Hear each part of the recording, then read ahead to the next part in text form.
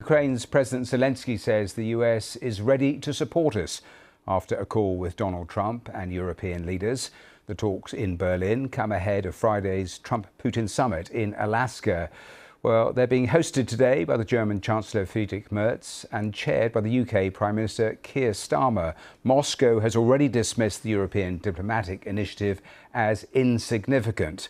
Well, the German Chancellor talked to the media in the last hour and said that sovereignty of Ukraine had to be respected. He also said more pressure would be needed if there was no movement from Russia. The American president knows that if he wants to reach peace in Ukraine, he can rely on his European and Ukrainian partners to work on that together. Ukraine has to sit at the table.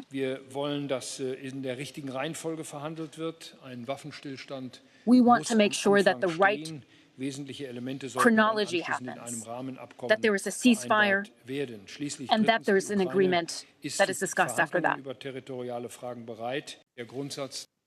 A legal recognition of Russian ownership of this territory cannot happen. There have to be robust security guarantees.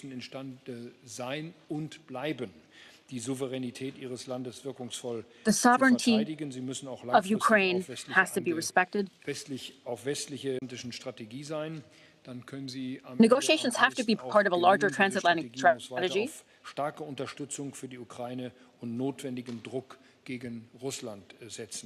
And it has to be part of necessary pressure on Russia. If there is no movement on the Russian side, we and the U.S. have to put more pressure on Russia. President Trump knows his position and largely agrees with it. And we had a good conversation with each other. We wished President Trump all the best. We said we would speak to him after his meeting with President Putin. There is hope for movement. There is hope for peace in Ukraine. We're doing everything from European and German perspective to give any chance through diplomacy to end this terrible war. Well, alongside the German Chancellor was, of course, Ukraine's president. Now, he spoke about the importance of security guarantees and said if a ceasefire isn't agreed, then Russia should face more sanctions. Everything regarding Ukraine needs to be discussed with Ukraine. We have to be part of this conversation. First of all, it's ceasefire, security guarantees we need to know. By the way, President Trump has supported us today, and US is ready to support us. Second, Russia doesn't have any veto rights for Ukraine members in any alliances. Third are sanctions and increasing sanctions on Russia if they are not agreeing to ceasefire. I've told the American president and all of our Europeans, Putin is bluffing. He is trying to push all over. He is pushing all over the front line. Russia is pretending they can occupy entire Ukraine, but this is not true. Also, he is saying that sanctions are not important and they are not working. But I am sure that sanctions are effective. They are harmful for Russian economy. Yes, this is true. Russia has more weapons, especially artillery. But also, they have 3 times more losses in people. I have been talking to Trump, European colleagues, that Putin doesn't want peace. He wants to occupy our country. And we understand it. Putin cannot fool us. We need to pressure him. Sanctions not only from the US, but also from the European Union. Together, our union of partners can really stop Putin's war. We were discussing the Alaska meeting. We really hope that the ceasefire, immediate ceasefire, will be one main issue. During this meeting, President Trump has been talking about it. Then he suggested that he will contact me immediately after his Alaska meeting, and he will tell me about all results, if there are any results, and then we will discuss our steps together. Well, the latest in the last 60 minutes from that news briefing. I want to show you the live pictures coming to us from Fairford, because that's the US Air Base, and in the next little while we're going to see the US Vice President J.D. Vance. He, of course, has been in the UK on a trip. He saw the Foreign Secretary just a few days ago, and he is going to talk to American troops there at Fairford in Gloucestershire. And so we are monitoring that. We shall see if he talks about Ukraine and the latest positions that we're hearing coming out of the White House and Donald Trump after that conversation with European leaders. So we have those pictures coming into the BBC. As soon as there's movement there, we'll obviously return. But I also want to bring on to the programme our political correspondent, Harry Farley. He is waiting to talk to me in Westminster. And our correspondent in Washington, Arunade Mukherjee, also waiting to talk to me. I'm going to head to Westminster first and to Harry, because Keir Starmer chaired that meeting between European leaders. What is Number 10 saying that came out of that? Well, in the last few minutes, Matthew, we've had a statement from Downing Street. And what I think is interesting about it is this tightrope that we've seen repeatedly with this coalition of the willing and how it responds to actions taken by the US president. On the one hand, not wanting to irritate him. On the one hand, going out of their way, in fact, to praise and to thank him, while at the same time making clear where they differ. So in the statement that we've had from Downing Street in the last few minutes, it says that they thanked President Trump for his efforts in bringing Putin to the table in pursuit of a ceasefire. And then it goes on that said the Prime Minister was clear that the UK's support for Ukraine is unwavering. But then he goes on to say international borders must not be changed by force, and Ukraine must have a robust and credible security guarantee to defend its territory as part of any deal. And actually, in the last minute or so, we've heard directly from the Prime Minister speaking at the top of that meeting, and he said there had been some real progress in relation to security guarantees. He didn't elaborate on that. We don't know any details of what that means,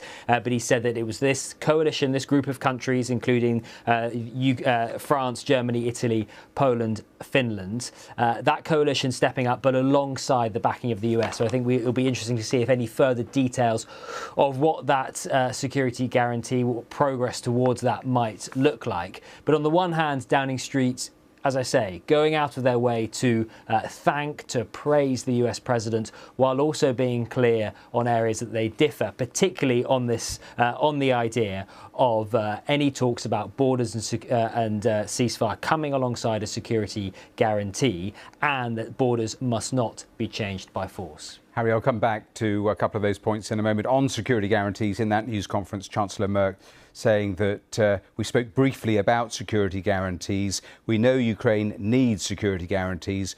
What they look like, that is not really part of the extensive conversations today. So they have obviously marked that area as something they need to sort out. But of course, all the focus is on the ceasefire. So that was what the German Chancellor said. Let me go to Arunade in Washington. And Arunade, a very positive meeting there from European leaders saying they're of one voice. They spoke there to Donald Trump.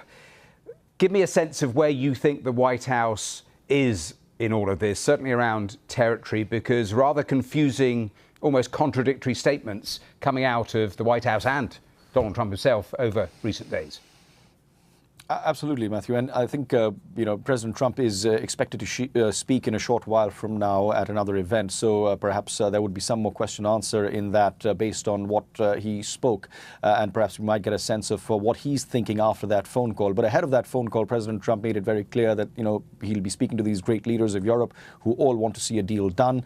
He's been talking about this. And essentially, the messaging from the White House is that, look, this needs to happen with a great deal of urgency. But having said that, a statement from President Trump yesterday was significant, where he said that, look, this is also just going to be also a listening exercise. He's going to get a sense of where Vladimir Putin is, how serious really he is the messaging from there. But now, based on this meeting with the European leaders, the intention, of course, was to wish President Trump for that meeting, but also make it very clear that these are the non-negotiables when it comes to Ukraine and the European leaders, making that message very clear to the US president. So Donald Trump will be going into that meeting knowing what is something that would be agreeable and what would be not, especially in the context of what he's already said, talking about the swapping of territories, which has been the real concern, which is why you've seen those very strong statements coming out of Ukraine as well as the European leaders who've talked about, the sovereignty of Ukraine cannot be questioned. That is very clear. Now, when you look at what Vladimir Putin in the past has said, well, we've seen the kind of demands that he's made, so he is probably going to be adamant on that. So it would be very interesting to see what kind of middle path, if at all, President Trump is able to find. And just a few more statements, that have been coming in. We've just heard an interview of the U.S. ambassador to NATO, Matthew Whitaker, who essentially also said that, look, there is a great deal of agency to get this done, but this has been a war that has been going on for a very long time, and it can't just come to an end overnight. This is going to be President Trump gauging the situation, gauging the intentions of President Vladimir Putin, understand what he wants, and then going back. So I think there's going to be a lot of back and forth, but certainly, optimism. But as I keep saying, there is cautious optimism. Arunade, returning to what we were hearing out of Westminster, Keir Starmer saying there's a viable chance of reaching a ceasefire in Ukraine, but also Britain stands ready to increase pressure on Russia if necessary. Where do you think Donald Trump is when it comes to sanctions, to pressure, if there is not real headway on Friday? Because Putin, of course, is the master of muddying the waters. Look, to that, I'm just going to directly talk about what Scott Bessent, the Treasury Secretary, had to say earlier on, where he made it very clear all options were on the table. He said President Trump is a leader who is able to create leverage for himself when he has these kind of negotiations. Well, as far as Scott Bessent is concerned, all options are on the table, but there would be some quarters who would be questioning what exactly happens next, given the fact, and if we go back on the 8th of August, which was the deadline that President Trump had set for Russia to come to the talking table and agree to a ceasefire agreement, that passed because that was the same day when they discussed or they announced the fact that they will be meeting. So the conversation about secondary tariffs or even sanctions sort of was overshadowed with the fact that both these leaders are meeting. So, given the past, and so far, President Trump has threatened sanctions against Russia, but in his second term, he has not actually gone ahead with those plans. Everything will depend on sort of how the meeting really progresses, whether there are any kind of successful forward steps that are taken, based on which we will perhaps be able to see if there is appetite. But if there is a sense that is created that, look, these are leaders who are talking, they're going to go back to the European leaders and Ukraine and then come back. So perhaps in that window, there could be a possibility that President Trump, as we've seen in the past, sort of gives a little more time before he actually takes that option. But from the Trump administration, at least officially, the line is that all options are still on the table. Harry, a question about sanctions. I just read out what the Prime Minister has said, but it was interesting in that news conference, Chancellor Merz was asked if there is a ceasefire, would sanctions be lifted? And that's a really interesting point, because I was mentioning to Arunade that Putin was a master of muddying the waters. If we get to a situation where there is some sort of progress, I suppose, certainly from what the White House has suggested in the past, they're quite keen to push business interests with Russia. So are we clear where we are with sanctions when it comes to Europeans?